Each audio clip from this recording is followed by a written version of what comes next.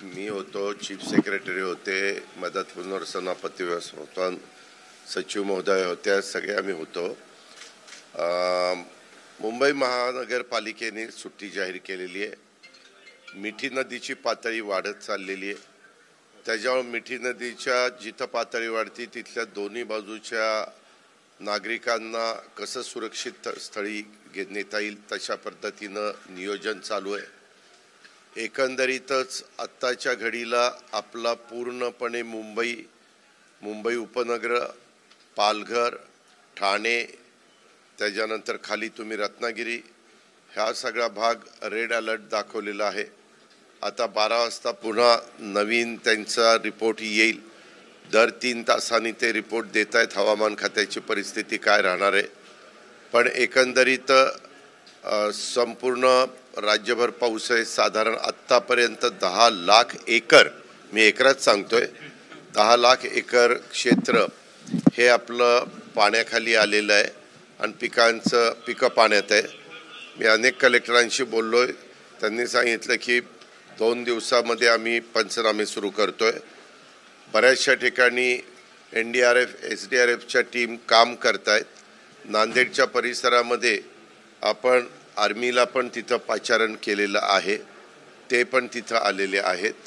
आणि काही गावं पूर्णपणे पाण्याने वेढली गेलेली आहेत. त्यांना SDRF आणि NDRFच्या जवानांनी बाहेर काढलेलं आहे. मुंबईमध्ये आपण आव्हान केलेलं आहे की अगदीच कुणाला गरजेचंच आहे बाहेर पडायचं, अशांनीच नागरिकांनी त्यांच्या अति महत्त्वाच्या कामाच्या करता बाहेर पडावं. जास्तीत जास्त सुरक्षित राहण्याच्या दृष्टिकोनातनं आपापल्या घरी थांबलेलं अधिक चांगलं राहील. दुसरी गोष्ट, आपण शाळांना सुट्ट्या दिलेल्या आहेत, कॉलेजेसला सुट्ट्या दिलेल्या आहेत मुंबईमध्ये. आणि महाराष्ट्राचा संपूर्ण जर विचार केला तर सातारचा घाटमाथा असेल, कोल्हापूरचा घाटमाथा असेल, पुण्याचा घाटमाथा असेल, हे जिथं जिथं घाटमाथे आहेत तिथं मात्र मोठ्या प्रमाणावर आत्ताही पाऊस दाखवलेला आहे, रेड अलर्ट दाखवलेला आहे. मुंबईतले काही ठराविक स्पॉट आहेत, त्या स्पॉटमध्ये पाणी हे तिथं साठलेलं आहे. परंतु पोलीस पण अतिशय अलर्ट आहेत. आमचे मुंबई महानगरपालिकेचे आयुक्त, नंतर CP आणि त्यांची सगळी यंत्रणा हे त्याच्यामध्ये बारकाईनं लक्ष ठेवून आहेत. आमचं इथलं डिझास्टर मॅनेजमेंट हे देखील सगळे लोक, काही जण तर इथंच 24 तासातले फक्त अंघोळीला आणि काही गोष्टीच्या करता बाहेर जातात, नाही तर इथंच बसून त्यांचाही फार बारकाईनं ह्या सगळ्या गोष्टीकडे लक्ष आहे. आज 11 वाजता मुख्यमंत्र्यांनी एक बैठक बोलवलेली आहे आणि 12 वाजता कॅबिनेट आहे. त्या दोन्ही बैठका होणार आहेत, त्या काही रद्द करण्यात आलेल्या नाहीत, अशा पद्धतीनं मुख्यमंत्री कार्यालयांकडनं समजलेलं आहे.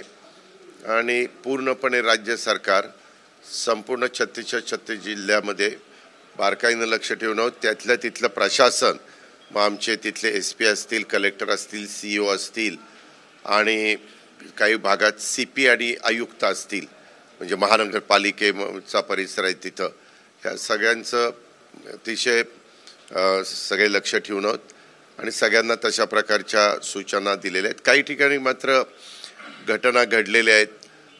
लोक जात असताना मोटर पाण्यातनं वाहून गेली, त्याच्यातनं 3 लोकांना वाचवण्यात आलं, एकाची डेड बॉडी सापडली.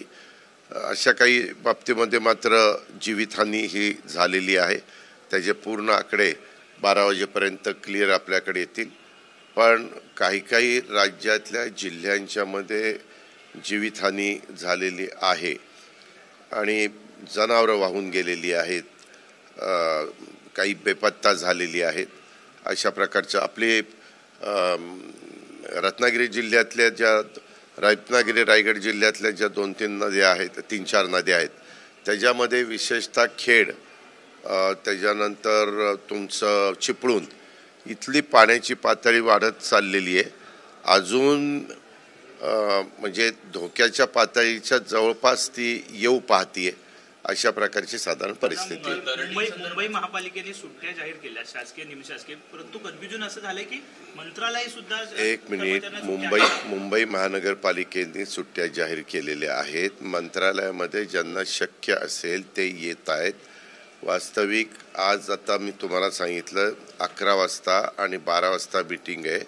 12च्या मीटिंगच्या मध्ये त्याबद्दलची पुढचा निर्णय होईल.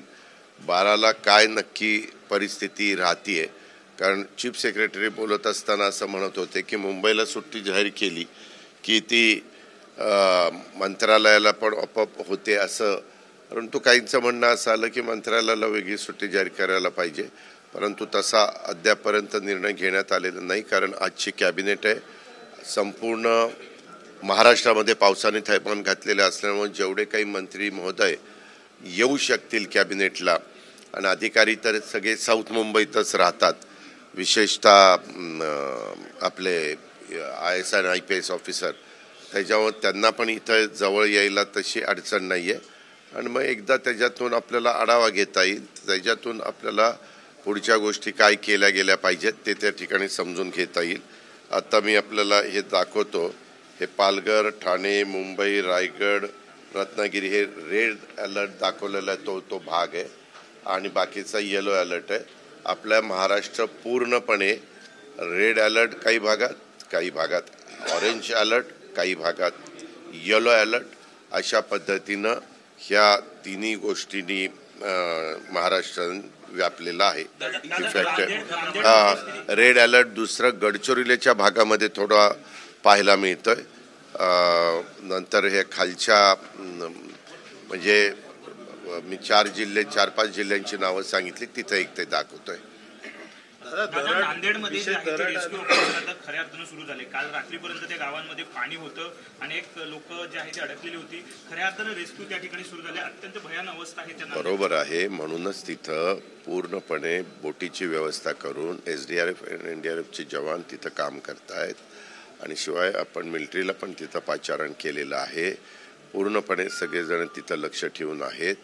कुठल्याही परिस्थितीमध्ये जी गावातले नागरिक हे चारी बाजूनी पाण्याचा वेढा असल्यामुळं थोडेसे त्यांच्या मनामध्ये धाकधूक निर्माण झालेली आहे, त्यांना सुरक्षित स्थळी आणण्याचं काम हे युद्ध पातळीवर चालू आहे. NDRFच्या टीम कुठे आता तैनात केलेल्या? NDRFच्या टीम ह्या जास्त करून विशेषतः नांदेडच्या परिसरामध्ये जिथं पाण्याची पातळी मोठ्या प्रमाणावर वाढलेली आहे आणि जिथं पाण्याचा वेढा ज्या गावांना बसलेला आहे किंवा मोठ्या प्रमाणावर पुलावरनं पाणी वाहत असल्यावर त्यांचा संपर्क तुटलेला आहे, अशा लोकांना सुरक्षित स्थळी नेण्याचा प्रयत्न हा राज्य सरकार करतंय. NDRFची टीम करते, SDRFची टीम करते.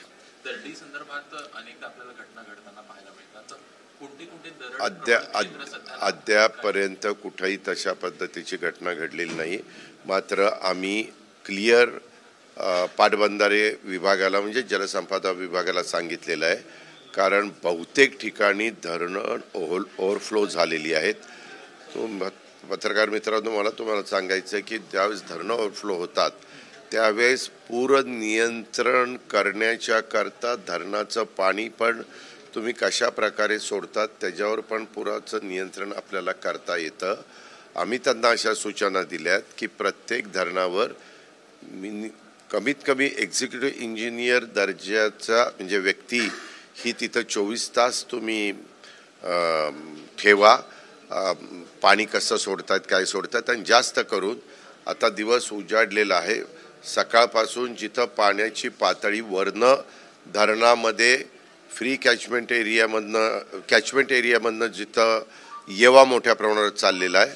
समजा एखाद्या धरणामध्ये 1,00,000 क्युसेस येवा येत असेल तर त्या धरणाच्या गेटमधनं देखील तेवढंच पाणी आपल्याला सोडत राहावं लागतं आणि काही नद्यांना मोठ्या प्रमाणावर आपण पाणी सोडतोय. आम्ही आत्ता माहिती घेतली, अलमट्टीने पण त्यांचं पाणी सोडलेलं आहे, कारण आपली कोयना असेल, आपली कृष्णा असेल, ह्या दोघांचा संगम होऊन ते पाणी अलमट्टीला तिथं जात असतं.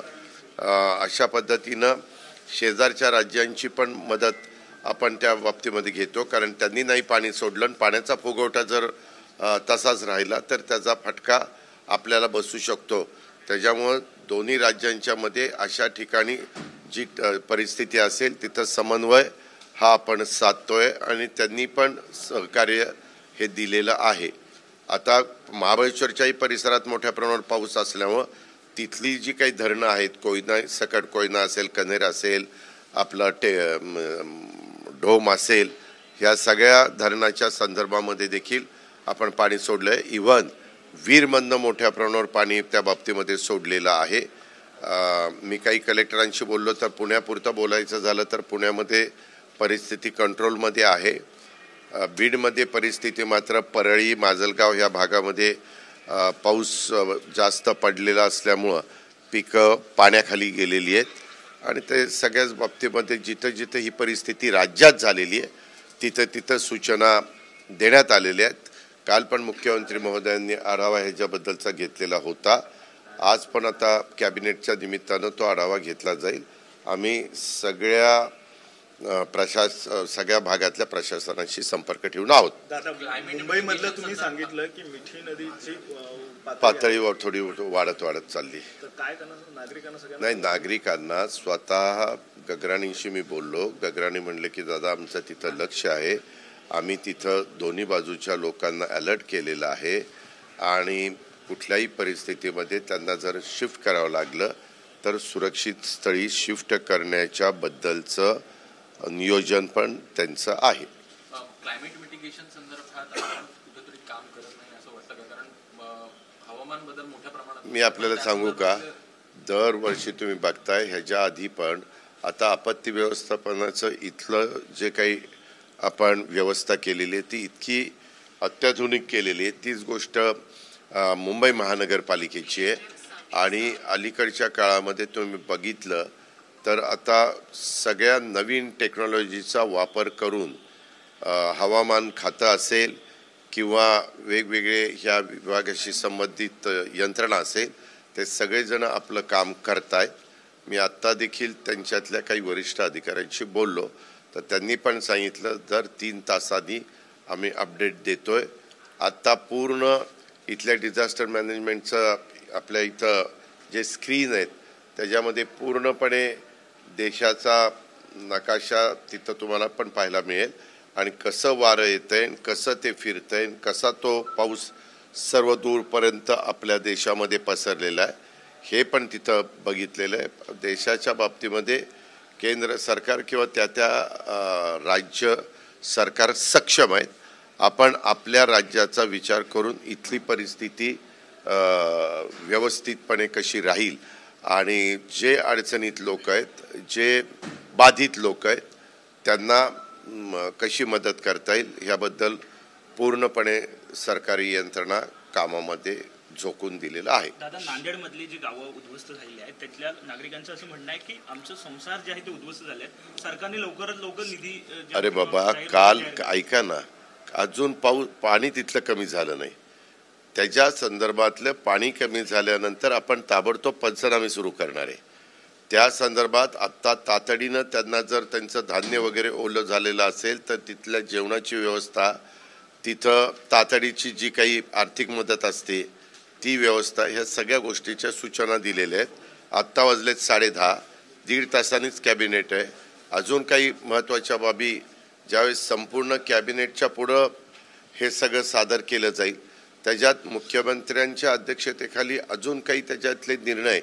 एक मी सांगतो आपल्या मार्फत राज्यातल्या जनतेला, आपण अफवांच्यावर विश्वास ठेवू नका, घाबरून जाऊ नका.